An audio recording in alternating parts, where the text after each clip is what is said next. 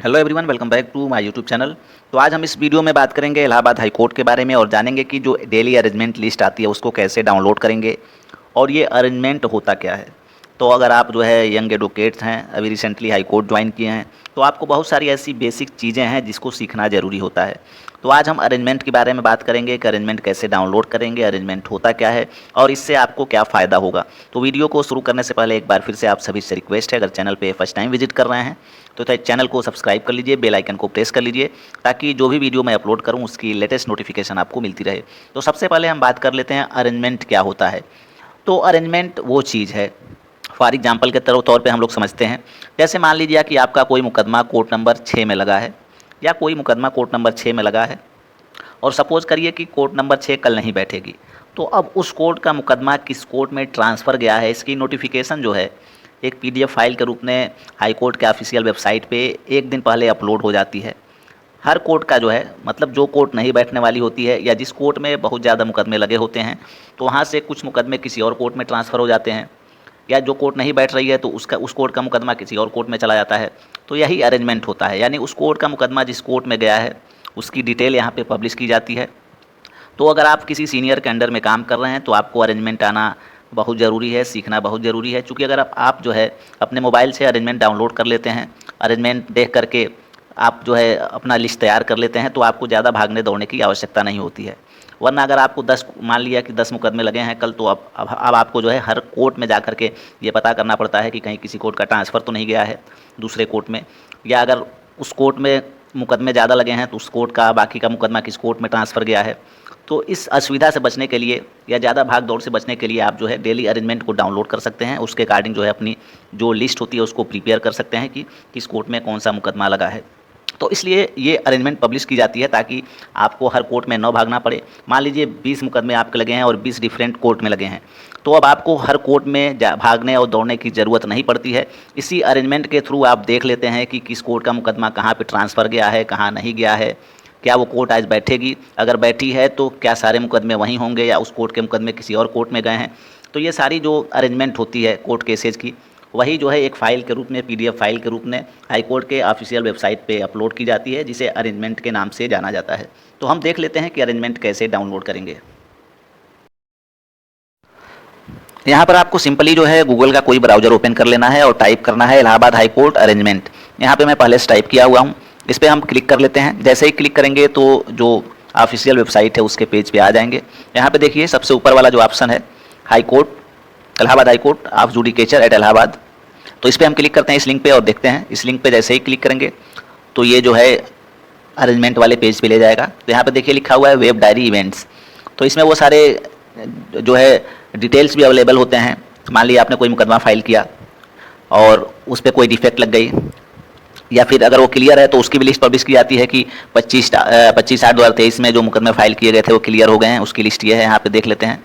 यहाँ पे देखिए अगर कोई डिफेक्ट है तो उसके संबंध में भी यहाँ पे देखिए लिखा है list of civil cases reported defective as on 25/8/2023। तो इस पीडीएफ पे क्लिक करके आप देख सकते हैं। मान लिया कि आपने कोई मुकदमा फाइल किया था 25/8 में, तो यहाँ पे क्लिक करेंगे और जैसे ही क्लिक करेंगे अगर आपका मुकदमा डिफेक्ट लगा है कोई और आप जानना चाहते हैं कि इसमें डिफेक्ट है कि नहीं, तो इस पीडीएफ पे आप क्लिक करके पीडीएफ को डाउनलोड करेंगे और अपना नाम यानी एडवोकेट का नाम डालेंगे, सर्च करेंगे।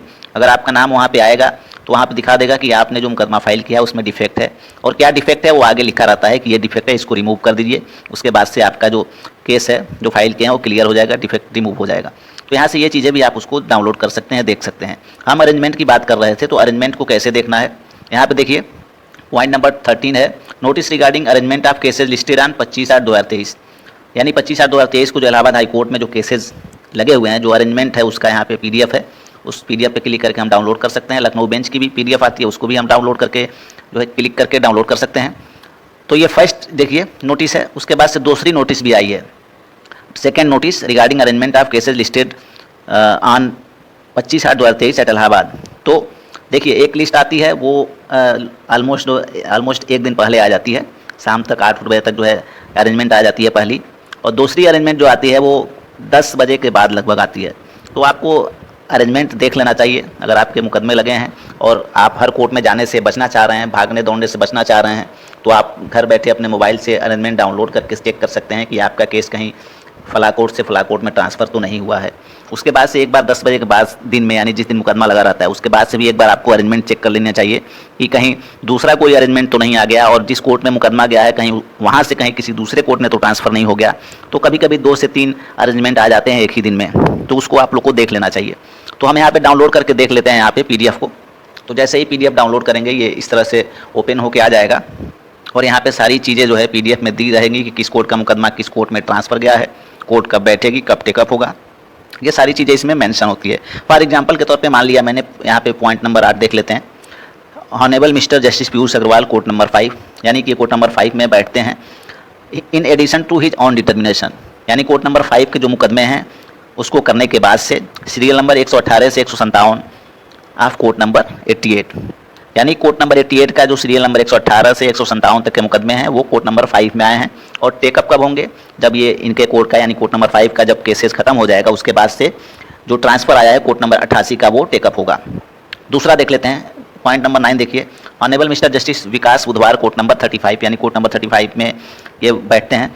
इन addition to his own determination will take up the fresh cases from serial number 158 to 187 of court number 88। तो यहाँ पे आप देख सकते हैं कोर्ट नंबर 88 के मुकदमे जो है 5 में भी गया है, उसके बाद से 35 में भी गया है। तो आपको देखना है कि आपका मुकदमा किस कोर्ट में गया है। मान लिया आपका मुकदमा सीरियल नंबर 120 पे है तो आपका मुकदमा जो है कोर्ट नंबर 5 में ट्रांसफ़र हुआ माना जाएगा। मान लिया कि आपका मुकदमा 170 पे है तो कोर्ट नंबर 35 में आपका मुकदमा ट्रांसफ़र होगा। तो ये अरेंजमेंट आपको देखना आना चाहिए। तो यहाँ पे देखिए कोर्ट नंबर 35 में जो है अपने कोर्ट का मुकदमा करने के बाद से सीरियल नंबर 158 से 187 ऑफ कोर्ट नंबर 88, यानी सीरियल नंबर 158 से 187 जो कोर्ट नंबर 88 से ट्रांसफ़र आया है उसको टेकअप किया जाएगा, उसको लिया जाएगा। तो इस तरीके से अरेंजमेंट आते हैं। तो मान लिया कि आपके मुकदमे जो है कोर्ट नंबर 88 में लगे हैं, अब कोर्ट नंबर 88 में लगे हैं और एक मुकदमा मान लिया आपका CJ कोर्ट में लगा है, कोर्ट नंबर 1 में लगा है, तो 1 से 88 आपको जाने में काफ़ी समय लगेगा, काफ़ी डिस्टेंस आपको तय करनी पड़ेगी। तो अगर आप अरेंजमेंट देख लेते हैं तो आपको अपने मोबाइल में ही ये पता चल जाएगा, आप बैठे बैठे ही पता लगा लेंगे कि आपका मुकदमा किस कोर्ट में ट्रांसफ़र गया है, कोर्ट नंबर 5 में गया है या कोर्ट नंबर 35 में गया है। तो इस तरीके से ये अरेंजमेंट देखा जाता है। अगर आप अरेंजमेंट देख लेते हैं तो आपको जो है काफ़ी आसानी होती है भाग दौड़ से बचने में, और समय की भी बचत होती है, साथ ही साथ आपको जो है ज़्यादा चलना भी नहीं पड़ता है। तो ये सब बेसिक चीज़ें हैं, आपको आनी चाहिए। अगर आप जो है रिसेंटली ज्वाइन किए हैं, हाई कोर्ट में प्रैक्टिस कर रहे हैं, तो अगर अरेंजमेंट डाउनलोड करना सीख गए, केसेज जो है उसका स्टेटस देखना सीख गए, डिस्प्ले बोर्ड देखना सीख गए, तो ये छोटी छोटी और महत्वपूर्ण बातें होती हैं, बेसिक बातें होती हैं, इसको सीखना बहुत ज़रूरी होता है। तो अरेंजमेंट ऐसे आप डाउनलोड कर सकते हैं। और अरेंजमेंट के अकॉर्डिंग जो है जब भी आप लिस्ट बनाइए कल के मुकदमे की कि कल जो है 10 केसेज लगे हुए हैं, तो जब लिस्ट बनाइए कोर्ट के लिए कि जो आप लिस्ट बनाते हैं ना, तो जब भी लिस्ट बनाइए तो अरेंजमेंट को पहले डाउनलोड कर लीजिए।